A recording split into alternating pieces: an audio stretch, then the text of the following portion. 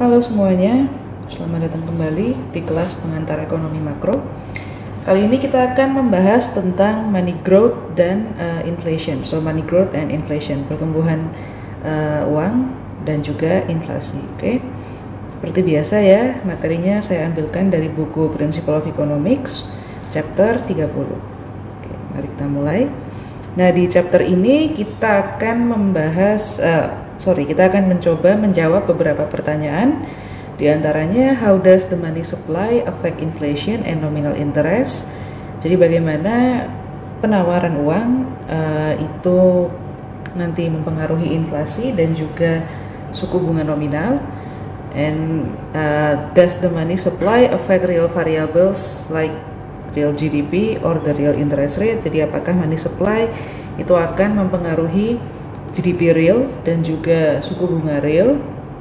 Lalu berikutnya, how is inflation like tax? Jadi bagaimana inflasi itu seperti pajak? Lalu yang terakhir adalah what are the cost of inflation and how serious are they? Jadi apa biaya dari inflasi dan juga seberapa serius biaya inflasi tersebut. Oke. Nah, pertama, this chapter introduce the quantity theory to explain one of the 10 principle of economics from chapter 1. Jadi di sini kita akan membahas quantity theory of money dan kita membutuhkan prinsip tersebut untuk menjelaskan bahwa price rise when government prints too much money. Nah, jadi kalau pemerintah itu mencetak uang terlalu banyak, nanti inflasi akan naik dan harga-harga akan naik. Nah, most economists believe the quantity theory is a good explanation of the long run behavior of inflation. Nah, jadi kita akan pakai quantity theory untuk menjelaskan inflasi. Oke.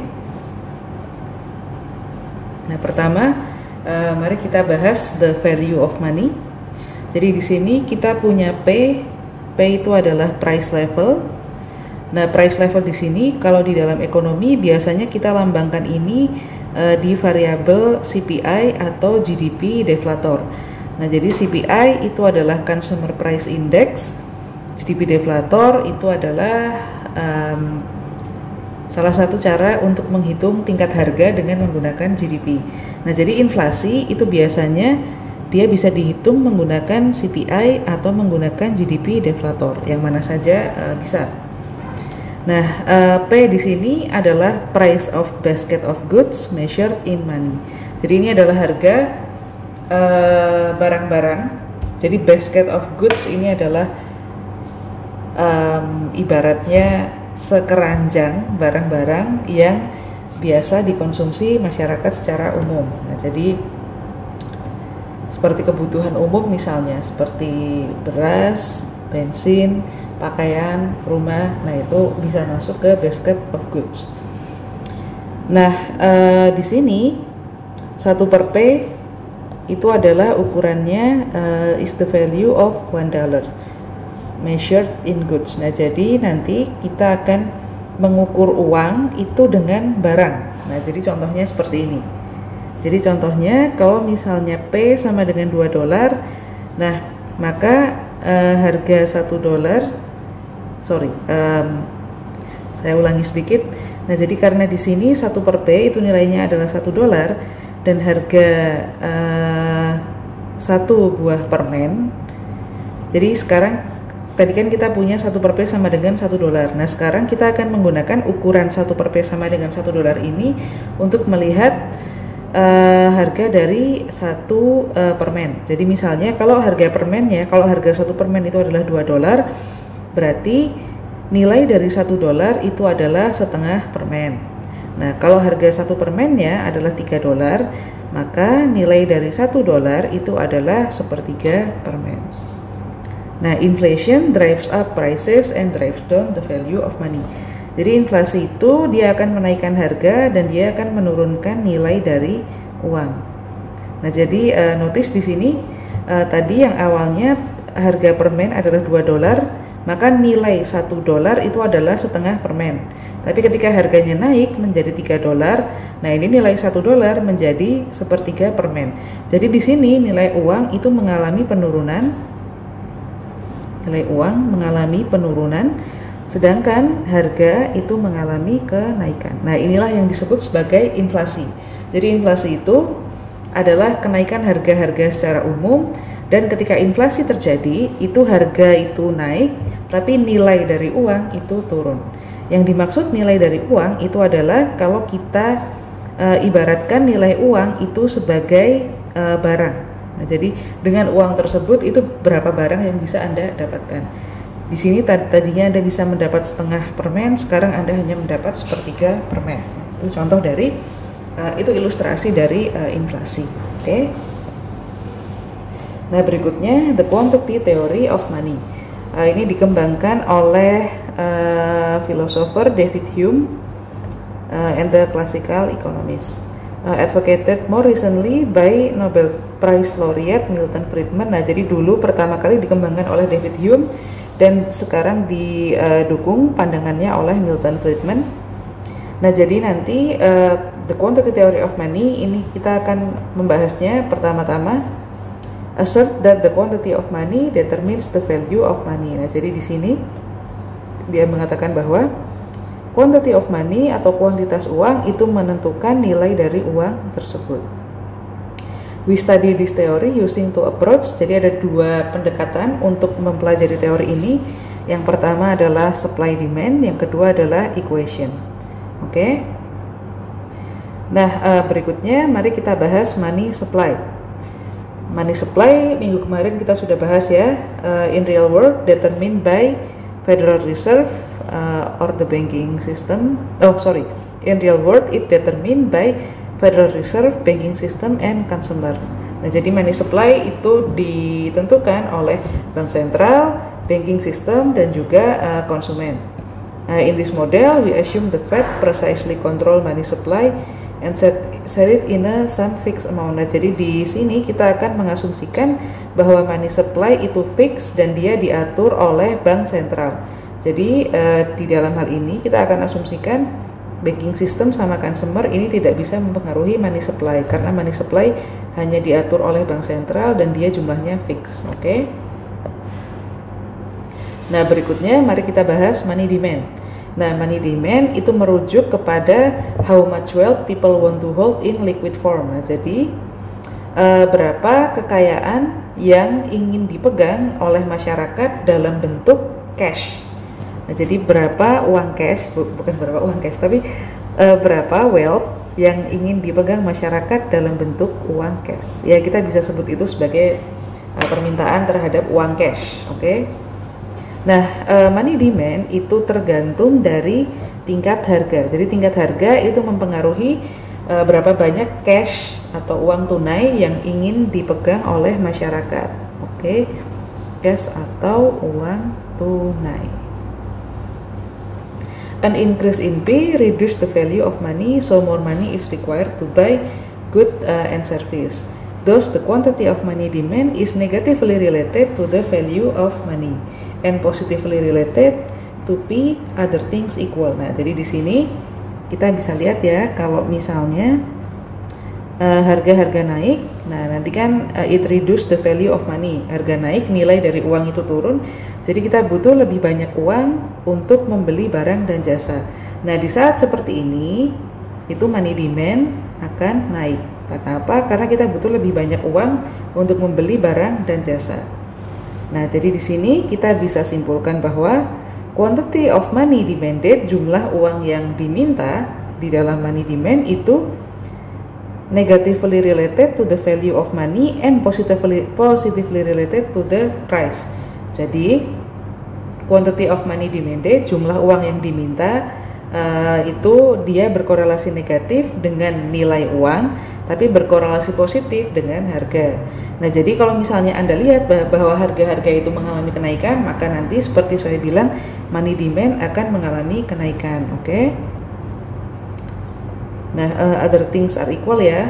Other things ini termasuk real income, interest rate, dan availability of ATMs. Nah, jadi ini faktor lain ini tidak kita pertimbangkan. Oke. Kita anggap faktor-faktor yang lain itu tetap. Oke. Nah, sekarang kita akan melihat diagram diagram untuk money supply and money demand. Nah, jadi di sini sumbu Y yang sebelah kanan ini adalah price level, sumbu Y yang sebelah kiri ini adalah value of money. Value of money itu lambangnya adalah 1/P. Nah, di sini sumbu X-nya adalah quantity of money. Nah, di sini kita tahu tadi dari yang sudah kita bahas bahwa ketika nilai dari uang atau value of money itu meningkat, maka nanti price levelnya turun. Nah, jadi si value for money dan juga price level ini hubungannya inverse ya, hubungannya negatif. Oke. Nah, mari kita lihat. Nah, jadi sekarang misalnya bank sentral itu mengeset money supply itu di titik ini, $1.000. Nah, karena ini adalah money supply itu fix, makanya sekarang kita tarik garis vertikal di sini karena dia tidak akan berubah. Jadi misalnya money supply di sini MS1, kita lambangkan dengan MS1. Nah, apa yang akan terjadi pada money supply dan money demand? Nah, mari kita lihat. Nah, sekarang kita masukkan kurva money demand-nya, garis money demand-nya ke dalam diagram kita. Jadi tadi karena kita tahu bahwa money demand itu dia berhubungan negatif dengan value of money dan berhubungan positif dengan price, maka money demand itu akan punya kurva yang seperti ini. Jadi dia dari sudut pandang value of money dia punya slope negatif, tapi dari sudut pandang price level dia punya slope yang positif. Oke. Notice bahwa di sini price level itu semakin ke bawah dia semakin besar, sedangkan yang value of money ini semakin ke bawah dia semakin kecil. Oke. Nah, berikutnya, sekarang kita sudah tahu money demand posisinya di sini dan money supply posisinya di sini. Maka kita cari titik interseksinya, maka kita akan ketemu titik A di sini. Nah, titik A di sini ini adalah equilibrium of price level dan equilibrium of value of money. Jadi di titik A ini adalah titik keseimbangan harga dan juga titik keseimbangan value of money. Nah, apa yang terjadi kalau misalnya ada kurva yang bergeser? Nah, akan kita bahas sekarang. Nah, kalau tiba-tiba bank sentral itu menambah money supply dari MS1 ke MS2, nah maka di sini kita bisa lihat bahwa nanti konsekuensinya adalah harga akan mengalami kenaikan dari 2 ke 4. Jadi sedangkan nilai dari uang atau value of money akan mengalami penurunan dari setengah ke 1/4. Nah, jadi kalau misalnya bank sentral menambah jumlah uang beredar dari 1.000 ke $2.000, maka nanti yang akan terjadi adalah harga-harga akan naik dan akan ketemu equilibrium harga yang baru yaitu di 4, dan nilai dari uang akan turun dari setengah ke 1/4. Oke. Nah, jadi semakin banyak uang yang beredar di masyarakat, itu harga-harga bisa naik karena adanya inflasi. Oke. Nah, a brief look at the adjustment process. Ini udah saya bahas ya. Jadi increasing money supply, increasing P to rise. Jadi money supply menyebabkan harga naik. Jadi ini adalah how it works. At initial P, an increase in MS cause excess supply of money. Jadi untuk dari titik keseimbangan yang A, kan sekarang dari A kita pindah ke B kan. Nah, tadi di A ketika tiba-tiba money supply itu naik, nah itu terjadi terlalu banyak jumlah uang yang beredar sehingga kita punya excess supply of money. Nah, people get rid of their excess supply of money by spending it on goods and services. Nah, kalau misalnya ada excess supply of money, berarti kan uang yang dipegang masyarakat itu terlalu banyak kan. Nah, mereka akan menggunakan uang tersebut karena nggak enak juga kan pegang uang banyak-banyak, maka mereka akan menggunakan uang tersebut untuk membeli barang dan jasa atau untuk meminjamkan uang ke yang lain. Nah, hasilnya adalah nanti akan ada kenaikan permintaan barang dan jasa. Nah, tapi ketika kenaikan barang dan jasa itu mengalami kenaikan, ketika permintaan barang dan jasa mengalami kenaikan yang signifikan, di sini supply itu sebetulnya tidak berubah. Supply barang dan jasa itu tidak berubah. Oleh karena itu, harga harus naik. Masih ingat kan hubungan antara supply dan demand? Kalau demand-nya terlalu banyak, supply-nya tidak bisa memenuhi, maka nanti jalan satu-satunya adalah dengan menaikkan harga. Nah, oleh karena itu di sini kita lihat bahwa money supply bertambah, maka harga-harga akan naik, sedangkan value of money akan turun. Oke. Nah, berikutnya kita akan membahas real versus nominal variable. Jadi ada dua jenis variabel di sini, variabel nominal dan variabel real. Nominal variable are measured in monetary units. Jadi nominal variable itu adalah variabel yang diukur berdasarkan satuan moneter atau berdasarkan satuan uang ya. Ini contohnya adalah nominal GDP, nominal interest rate, dan juga nominal wage.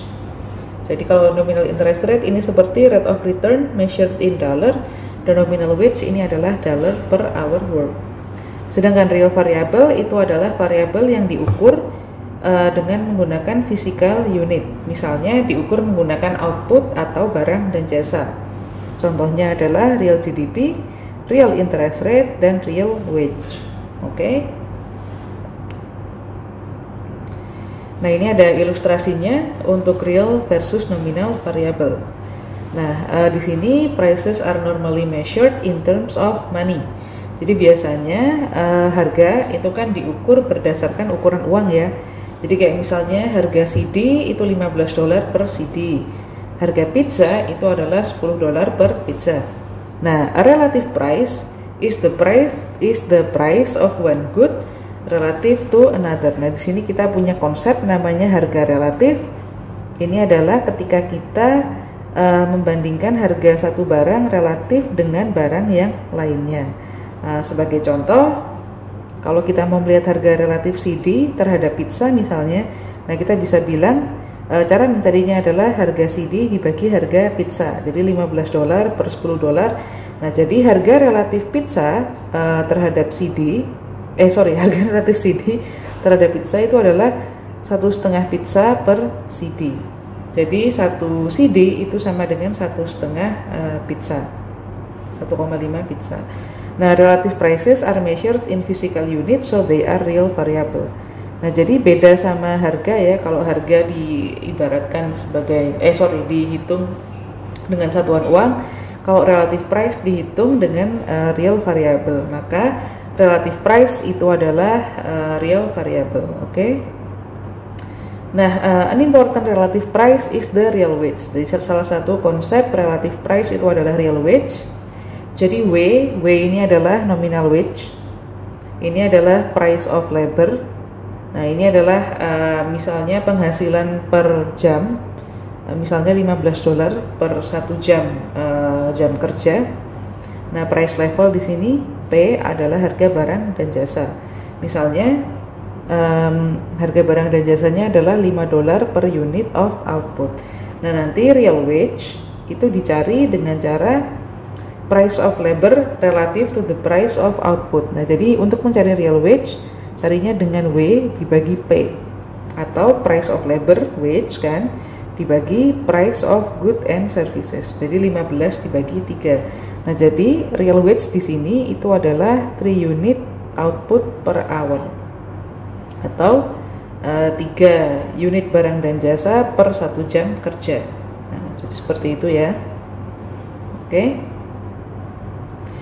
Nah, berikutnya adalah konsep classical dichotomy. Nah, classical dichotomy apa? Classical dichotomy itu apa?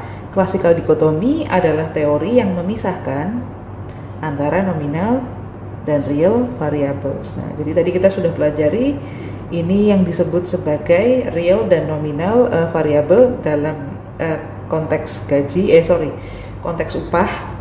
Dan ini tadi adalah contoh dari real dan nominal variable. Nah, nanti dalam perhitungannya ekonomi itu punya konsep yang disebut sebagai classical dichotomy. Nah, di classical dichotomy kita akan melakukan pemisahan antara nominal dan real variable. Nah, Hume and the classical economists suggested that monetary development affect nominal variable but not real variables. Nah, jadi di sini karena kita akan bahas tentang bidang moneter ya, karena kita di sini membicarakan inflasi, money supply dan money demand, itu adalah sub bidang moneter. Nah, di sini dikatakan oleh Hume bahwa perkembangan di bidang moneter itu akan mempengaruhi nominal variabel tapi tidak mempengaruhi real variabel. Oke. Jadi nanti misalnya money supply bertambah, suku bunga naik, inflasi naik, nah itu sebetulnya yang akan terpengaruhi adalah nominal variabel bukan real variabel. Oke. Nah, if the central bank doubles the money supply, Hume and classical thinkers contend all nominal variables including prices will double and all real variables including relative prices will remain unchanged. Nah, jadi kalau misalnya tiba-tiba bank sentral itu menaikkan money supply 2 kali lebih banyak daripada yang sebelumnya, maka nanti Hume itu mengatakan bahwa semua nominal variabel itu juga akan menjadi bertambah 2 kali. Tapi semua real variable termasuk relative price itu tidak akan berubah. Oke. Nah, konsep berikutnya, jadi ada 2 konsep yang penting untuk dipelajari di sini. Yang pertama adalah classical dichotomy, yang kedua adalah neutrality of money. Nah, jadi di sini kita anggap uang itu sebagai sesuatu yang neutral atau arbitrary. Monetary neutrality ini adalah the proposition that change in the money supply do not affect real variable. Nah, jadi tadi ketika kita bilang bahwa perubahan money supply itu tidak mempengaruhi real variable, nah konsep itu sebetulnya disebut sebagai monetary neutrality. Nah, jadi ini adalah ilustrasi dari monetary neutrality. Jadi kalau classical dichotomy itu memisahkan nominal dan real variable, kalau neutrality of money itu dia mengatakan kebijakan moneter itu hanya akan mempengaruhi nominal variable bukan real variable. Nah, itu neutrality of money atau monetary neutrality, sama aja ya. Saya tidak masalah Anda mau pakai istilah yang mana. Nah, doubling the money supply cause all nominal prices to double. Tapi what happened to relative price? Nah, jadi kalau tadi kita sudah simpulkan bahwa money supply double, maka nominal price juga double. Nah, apa yang terjadi pada relative price? Nah, mari kita lihat. Nah, tadi awalnya harga, kita kembali ke contoh CD dan pizza tadi ya. Tadi awalnya harga CD itu $15, harga pizza $10. Nah, dari sini relative price pizza per CD itu adalah 1,5. Nah, sekarang kalau misalnya gara-gara money supply itu di double, maka harganya juga jadi double, kan ini harga nominal ya. Nah, sekarang harga CD menjadi $30 dan harga pizza menjadi $20. Tinggal dikalikan 2 saja ya. Nah, ini kalau Anda lihat harga relatifnya itu tetap tidak berubah. Tetap 1,5 pizza per person, sama seperti sebelumnya. Nah, inilah yang disebut sebagai neutrality of money atau monetary neutrality. The relative price is unchanged, oke? Karena relative price adalah variabel real.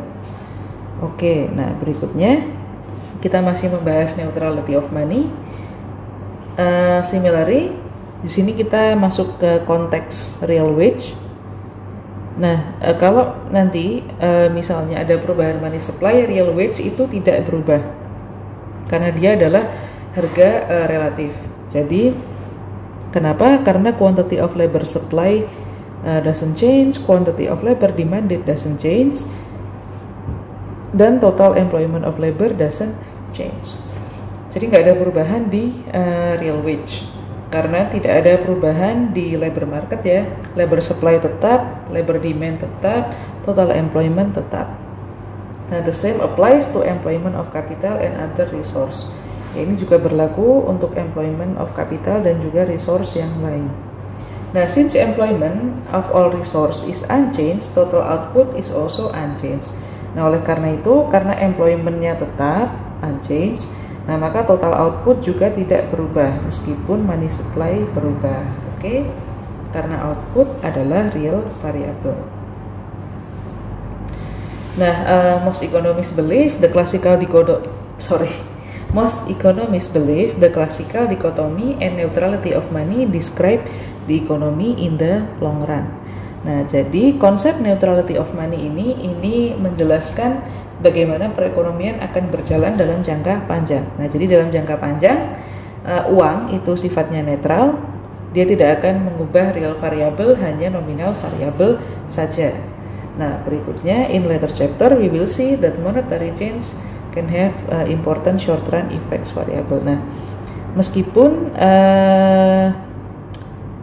monetary policy seperti menambah money supply kan monetary policy, nah itu tidak bisa mempengaruhi real variable dan merupakan ilustrasi dari ekonomi in the long run, tapi dia tetap bisa melakukan perubahan in the short run atau di jangka pendek. Nah, di chapter berikutnya kita akan fokus bagaimana efek jangka pendek dari kebijakan moneter tersebut bisa mempengaruhi real variable. Oke? Nah, ada satu konsep lagi yang akan kita pelajari. Jadi tadi ingat-ingat ya, kita punya classical dichotomy, lalu kita punya neutrality of money, sekarang kita punya the velocity of money. Nah, velocity itu adalah kecepatan ya, kecepatan atau percepatan. Oke. Nah, velocity of money ini adalah the rate at which money change hands. Nah, ini adalah kecepatan uang itu berpindah dari satu tangan ke tangan yang lain. Nah, jadi kecepatan apa percepatan sih? Intinya kecepatan perputaran uang. Nah, velocity ya nanti dicari ya velocity itu dalam bahasa Indonesia apa. Tapi yang pasti velocity itu adalah mengukur seberapa cepat uang itu berputar dari satu tangan ke tangan yang lain. Nah, velocity of money ini dia dihitung dengan cara velocity of money sama dengan P dikali Y dibagi dengan M, di mana P dikali Y ini adalah nominal GDP, jadi ini sama dengan price dikali real GDP, atau dalam hal ini price dikalikan barang dan jasa, goods and services, atau kita menyebutnya sebagai output. Nah, itu juga boleh disebut sebagai output. Menyebutnya sebagai real GDP itu juga boleh. Yang berikutnya M adalah money supply, dan V ini adalah velocity. Nah, jadi velocity dicari dengan P dikali Y dibagi dengan M. Oke. Nah, ini contoh dari kita menghitung velocity of money. Jadi sebagai contoh, real GDP kita punya 3.000 pizza, lalu price level kita punya $10. Nah, maka nominal GDP-nya adalah 30.000. Ini dari tadi 3.000 pizza dikali $10. Lalu money supply-nya tadi misalnya kita punya $10 money supply. Nah, maka velocity adalah 30.000 dibagi 10.000. Sama dengan 3. Nah, apa interpretasinya? Interpretasinya adalah the average dollar was used in 3 transaction. Nah, di sini interpretasinya adalah secara rata-rata $1 si uang dolar itu dia itu dipakai 3 kali transaksi, atau dengan kata lain dia itu berpindah tangan 3 kali per lembar $1 itu dia itu berpindah tangan 3 kali, atau per lembar $1 itu dia digunakan untuk 3 transaksi. Nah, itu adalah interpretasi dari velocity. Oke. Nah, di sini kita akan lihat grafik antara US nominal GDP, M2 dan velocity. M2 ini adalah bagian dari money supply, jadi ini sebetulnya secara implisit dia adalah sebagai interpretasi dari money supply. Nah, kita bisa lihat bahwa velocity yang mana sih? Yang merah. Oke. Velocity di sini, nominal GDP di sini, dan M2 di situ. Nah, kita bisa lihat bahwa dari tahun 60 sampai tahun 25 velocity itu stabil ya, relatively stabil over time. Oke. Nah, tadi kita kan punya rumus velocity ini ya, V sama dengan PX, P dikali X dibagi dengan M. Nah, ini kalau misalnya kita transformasi persamaan tersebut menjadi M dikali V sama dengan P dikali Y. Nah, ini kita menyebutnya sebagai quantity equation. Oke, nah berikutnya, nah quantity equation ini adalah kunci untuk memahami quantity teori. Nah, mari kita bahas. Jadi ada 5 step di sini untuk memahami quantity theory. Yang pertama, you start with the equation. Jadi mulai dengan mulai dengan persamaan ini, M dikali V sama dengan P dikali Y. Nah, di sini Anda harus menggarisbawahi bahwa V is stable. Nah, jadi velocity itu stabil ya over time. Nah, oleh karena itu change in M cause nominal GDP to change by the same percentage. Nah, di sini karena V itu stabil, atau kita bisa bilang bahwa V itu tetap, berarti kalau misalnya M ini berubah, yang akan dipengaruhi oleh M itu adalah yang ini. Jadi ini yang akan dipengaruhi oleh perubahan M itu adalah P dikali X. V-nya sendiri dia akan tetap stabil. Oke. Nah, berikutnya, nah jadi di sini kita bisa bilang bahwa M does not affect Y because money is neutral. Nah, ini tadi ya, di sini M tidak akan mempengaruhi Y. Kenapa begitu? Karena tadi kita sudah sebutkan bahwa Y ini adalah real variable kan? Karena Y ini adalah variable, karena Y ini adalah output, maka dia adalah real variable. And money is neutral, jadi Y is determined by technology and resource. Nah, jadi nanti sebetulnya yang dipengaruhi oleh M itu adalah yang Y-nya saja, bahkan tidak, yang P-nya saja, bahkan Y tidak dipengaruhi oleh M. Nah, jadi nanti P change by same percentage as P times Y and M. Nah, rapid money supply growth cause rapid inflation. Nah, ini yang terakhir yang harus diingat-ingat. Kalau supply growth itu mengalami kenaikan yang cepat di waktu yang singkat, nah maka nanti kita juga akan punya inflasi yang cukup tinggi yang terjadi di waktu yang singkat, atau kita menyebutnya sebagai rapid inflation. Nah, jadi diulang ya. Quantity theory itu di sini mengatakan bahwa velocity itu stabil, jadi perubahan di M itu nanti hanya akan mempengaruhi nominal GDP. Tapi dalam mempengaruhi nominal GDP, M itu tidak mempengaruhi output, dia hanya mempengaruhi P. Nah, oleh karena itu nanti perubahan P dikali Y itu akan berubah di persentase yang sama dengan perubahan M.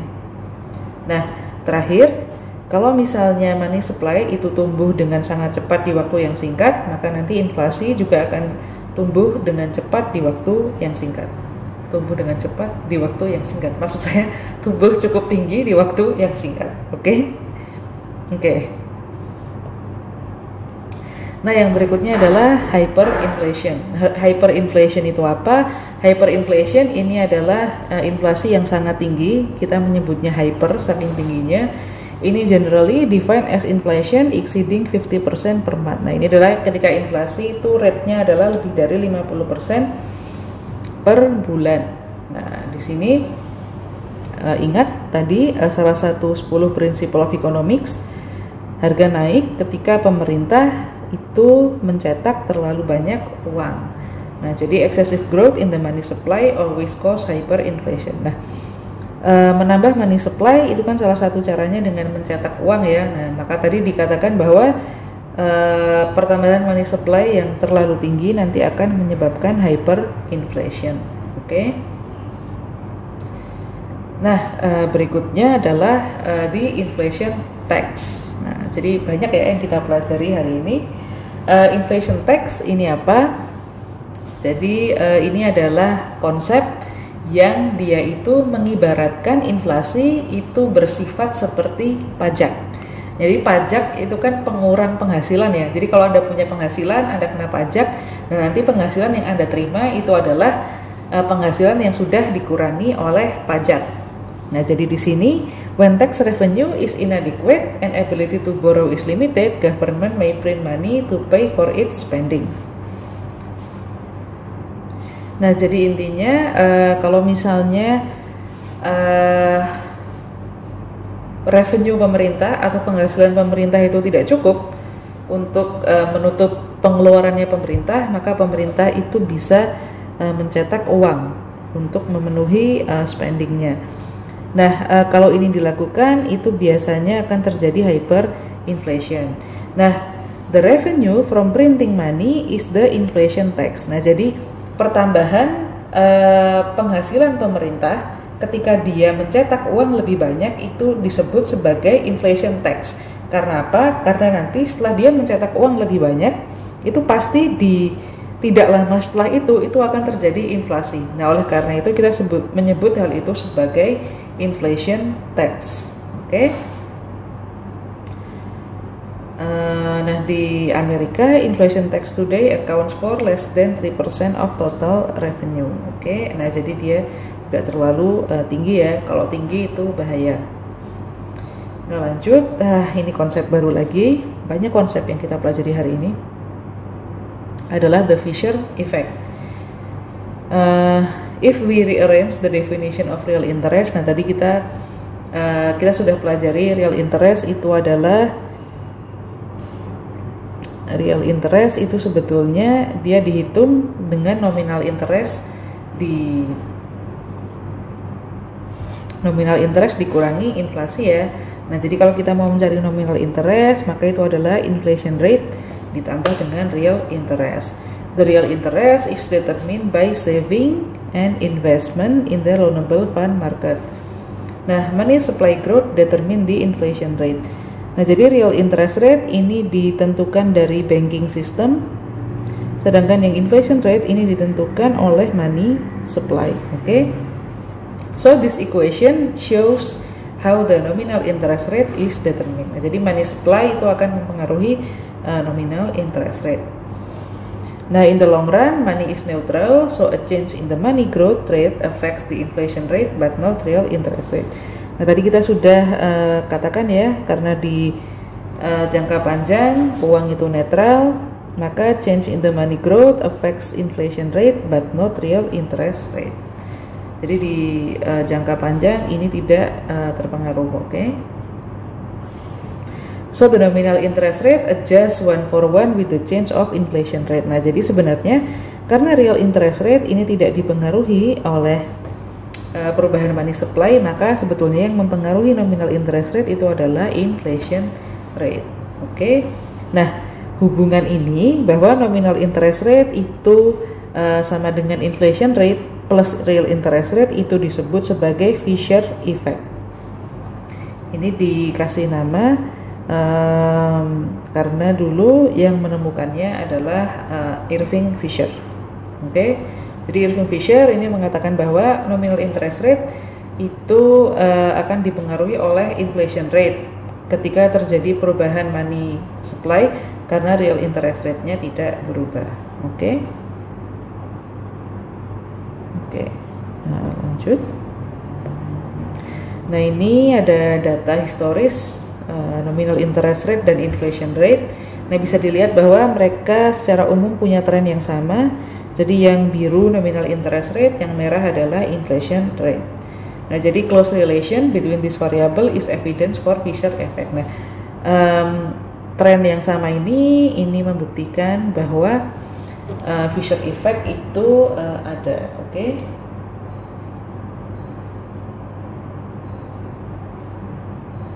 Oke, nah berikutnya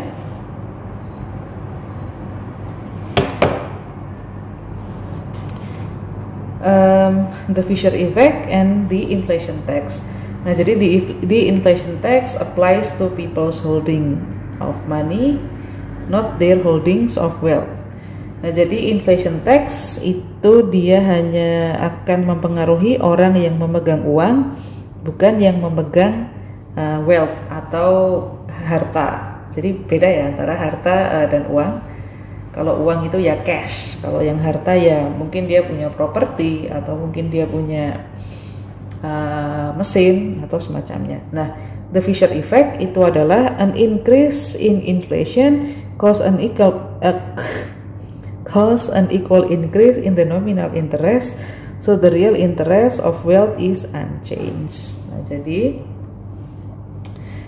tadi dia sudah bilang bahwa nanti increase in inflation itu hanya mempengaruhi nominal interest, tidak mempengaruhi real interest rate. Nah, real interest rate ini adalah real interest rate on wealth, kayak misalnya harga rumah misalnya, atau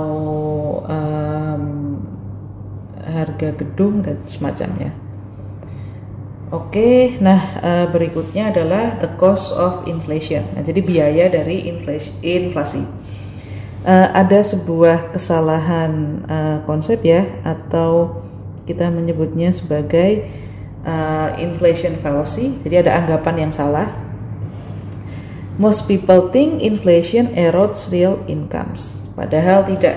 Jadi seperti yang kita sebutkan tadi, inflasi hanya mempengaruhi nominal variable. But inflation is a general increase in price of the things people buy and the things they sell. Nah, jadi memang inflasi itu hanya mempengaruhi nominal variabel, tapi karena inflasi itu biasanya adalah kenaikan harga dari barang-barang yang biasanya orang-orang beli dan orang-orang jual, makanya kadang-kadang dianggap inflasi itu mempengaruhi real incomes. Padahal sebetulnya enggak juga. Nah, in the long run, real incomes are determined by real variable. Tapi dalam jangka panjang, nanti real incomes itu ditentukan oleh real variables, not the inflation rate, bukan inflation rate. Oke? Nah, ini adalah data historis dari hourly earning and CPI. Nah, ini CPI itu adalah tadi ya inflasi. The nominal wage ini adalah yang hourly earning. Nah, kita bisa lihat bahwa inflation caused the CPI and nominal wage to rise together in the long run. Nah, jadi kita bisa lihat, CPI ini sebetulnya tingkat harga.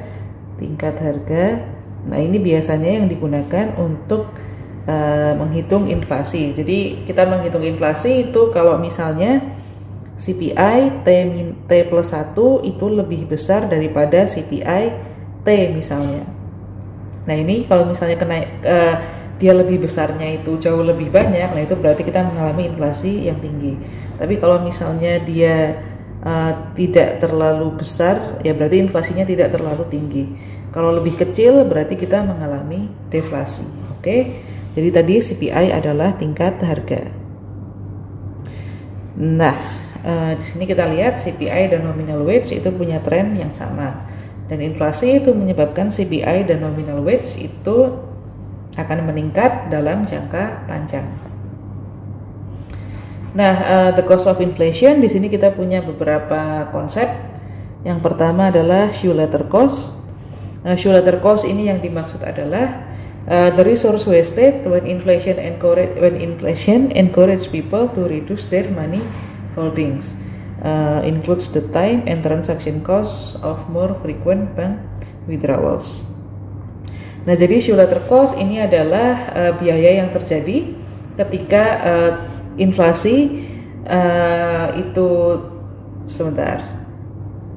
Nah, jadi tadi kalau misalnya terjadi inflasi, orang itu ingin menurunkan jumlah uang yang mereka pegang. Jadi kan mereka ingin spending lebih banyak nih. Nah, itu biasanya akan ada biaya transaksi kan. Jadi kayak misalnya biaya Anda harus ke tempat Anda membeli barang-barang, misalnya dengan kendaraan, atau biaya Anda harus pergi ke bank dan mengambil uang berkali-kali untuk spending supaya uang yang Anda pegang itu lebih sedikit. Nah, itu kita menyebutnya sebagai shoe leather cost. Nah, jadi dia termasuk di transaction cost, misalnya dari bank withdrawal. Nah, berikutnya adalah menu cost. Menu cost ini apa? Nah, menu cost ini adalah the cost of changing prices. Jadi kalau misalnya terjadi inflasi, jadi kayak misalnya setahun yang lalu kalau Anda beli nasi goreng di restoran misalnya itu harganya 10.000. Tapi sekarang misalnya harganya menjadi 15.000. Nah, itu kalau misalnya dari 10.000 menjadi 15.000 itu kan diakibatkan oleh inflasi. Nah, tapi harga nasi goreng itu tidak akan secepat itu berubah. Jadi nanti akan ada lag di mana inflasi itu terjadi tapi harga nasi gorengnya yang di restoran itu belum berubah menjadi 15.000. Nah, nanti biaya yang dikeluarkan untuk mengubah menu di harga nasi goreng itu tadi, yang tadinya di menu dia adalah 10.000 berubah menjadi 15.000, itu disebut sebagai menu cost. Dan ini tidak cuma terjadi di konteks nasi goreng ya, tapi di konteks barang dan jasa pada umumnya.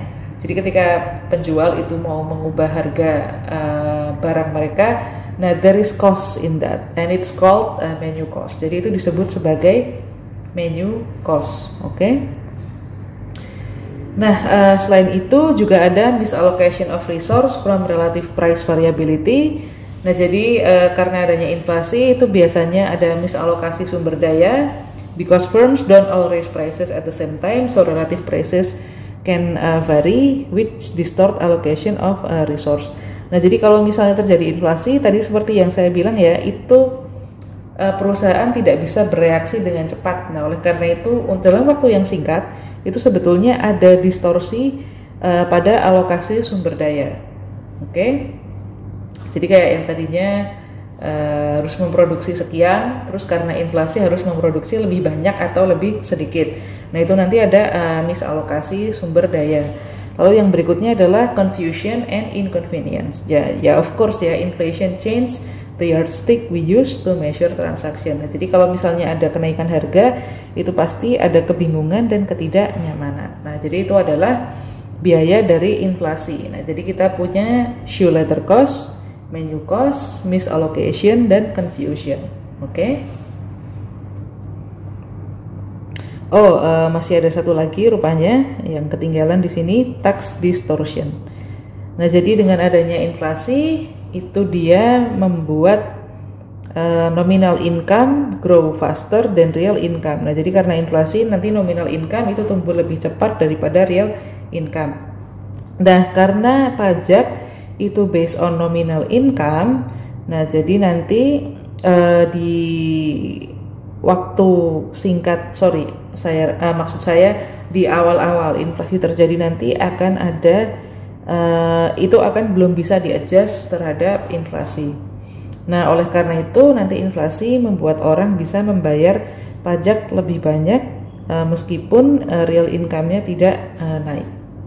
Nah, jadi kan karena nominal income-nya tumbuh lebih banyak ya daripada real income, jadi nominal income tumbuh. Nah, pajak itu kan rate persentase kan. Nah, misalnya yang tadinya saya bayar pajak adalah 10% dari 1.000 misalnya, jadi saya bayar pajak 100, sekarang karena nominal income saya jadi 1.500 misalnya, nah 10% pajak itu kan jadi 150, padahal real income saya itu tidak naik. Nah, itu adalah tax distortion. Oke? Nah, lalu berikutnya special cost of unexpected inflation. Nah, ini adalah special cost untuk inflasi yang unexpected atau tiba-tiba. Arbitrary redistribution of wealth. Nah, jadi higher than expected inflation transfers purchasing power from creditors to debitors. Debitors get to repay their debt by dollars that aren't worth as much. Nah, jadi dengan adanya inflasi, tadi kan ingat ya bahwa inflasi itu menurunkan value of money. Jadi value of money itu turun ketika inflasi naik. Nah, jadi di sini kalau misalnya ada inflasi yang lebih besar daripada yang kita perkirakan, nah itu nanti dia akan mentransfer purchasing power dari creditors to debtors. Nah, jadi creditors ini adalah orang yang meminjamkan uang, sedangkan debitors ini adalah orang yang meminjam uang. Jadi dia peminjam, creditors ini yang meminjamkan uang. Oke. Nah, di sini nanti kalau misalnya si kreditor ini meminjamkan uang sebelum inflasi, lalu inflasi terjadi dan si peminjam akan mengembalikan uang di saat inflasi. Nah, maka di sini kita bisa bilang bahwa peminjam uang itu mengembalikan uang dengan nilai mengembalikan uang yang dipinjam padahal nilai uang itu sudah turun. Nah, jadi 1 juta misalnya yang dia pinjam tahun lalu itu nilainya akan lebih tinggi daripada 1 juta yang dia kembalikan tahun ini. Nah, jadi misalnya seperti itu. Nah, kalau misalnya kita punya lower than expected atau inflasi yang lebih rendah dari yang diharapkan, nah maka nanti kebalikannya debtors atau peminjam uang akan mengembalikan uang dengan nilai dolar yang lebih tinggi daripada sebelumnya. Oke. High inflation is more variable and less predictable than low inflation.